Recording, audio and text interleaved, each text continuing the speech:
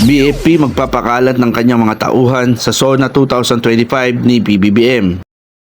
Magpapakalat ng mga tauhan ang Bureau of Fire Protection sa araw na ika-4 na State of the Nation Address ni Pangulong Ferdinand R. Marcos Jr. sa Hunyo 28, 2025.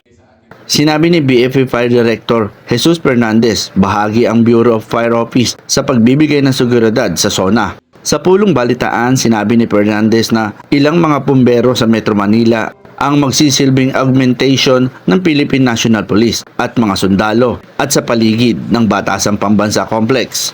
Or safety part of the SONA, we always the National Police and the Armed Forces on the security cluster doon sa SONA natin.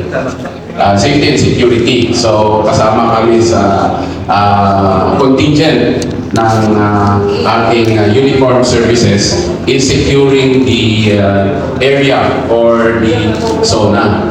Inaasahan dadagsain ang SONA ng mga militante at iba pang cause-oriented group upang maghayag ng kanilang saloobin laban sa kasalukuyang administrasyon. Nagpupulong ngayon ang mga kawani sa panawagang State of the Government Employees para ipahayag ang kalagayan ng mga kawani sa ilalim ng administrasyon ni President Ferdinand Marcos Jr.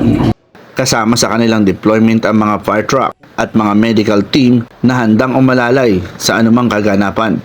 Samantala, hinimok ni Fernandez ang publiko na i-dial lamang ang kanilang hotline para sa mabilis na pagtugon sa hindi inaasahang pangyayari. Ako po si Director Jesus Fernandez, ang Chief of the Bureau of Fire Protection.